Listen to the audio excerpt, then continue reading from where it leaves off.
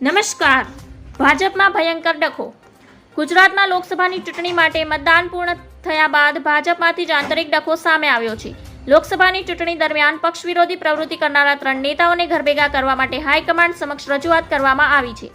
પ્રદેશ નેતાગીરીએ પૂર્વ મંત્રી ધર્મેન્દ્રસિંહ જાડેજા ઉર્ફે હકુભા જાડેજા, સાંસદ નારણ કાછડિયા અને જવાહર ચાવડાને સસ્પેન્ડ કરવાની માંગ કરી છે. આ ત્રણેય નેતાઓ પર લોકસભાની ચૂંટણી દરમિયાન પક્ષ વિરોધી કાર્યવાહી કરવાનો આક્ષેપ લાગ્યો છે. પ્રદેશ નેતાઓને આ ત્રણેય નેતાઓને તાત્કાલિક અસરથી સસ્પેન્ડ કરવાની હાઈકમાન્ડ સમક્ષ માંગ કરી છે. ક્ષત્રિય સમાજ દ્વારા મહાઅસ્મિતા આંદોલન શરૂ કરવામાં આવ્યું હતું. પરસોત્તમ રૂપાલાએ માફી માંગવા છતાં ક્ષત્રિય સમાજ તેમની માંગ પર અડગ રહ્યો હતો. છતાં ભાજપ દ્વારા રૂપાલાની ટિકિટ રદ ન કરવામાં આવતા ક્ષત્રિય સમાજે ભાજપ વિરુદ્ધ મતદાન કરવાનો નિર્ણય કર્યો હતો. પરસોત્તમ રૂપાલા સામેના ક્ષત્રિયોના વિરોધના બહાને ધર્મેન્દ્રસિંહ ઉર્ફે હકુભા જાડેજાએ પૂનમબેન સામેનો રાજકીય હિસાબ સરભર કરવા માટે પક્ષની વિરુદ્ધ કામ કર્યું હોવાની ફરિયાદ થઈ છે.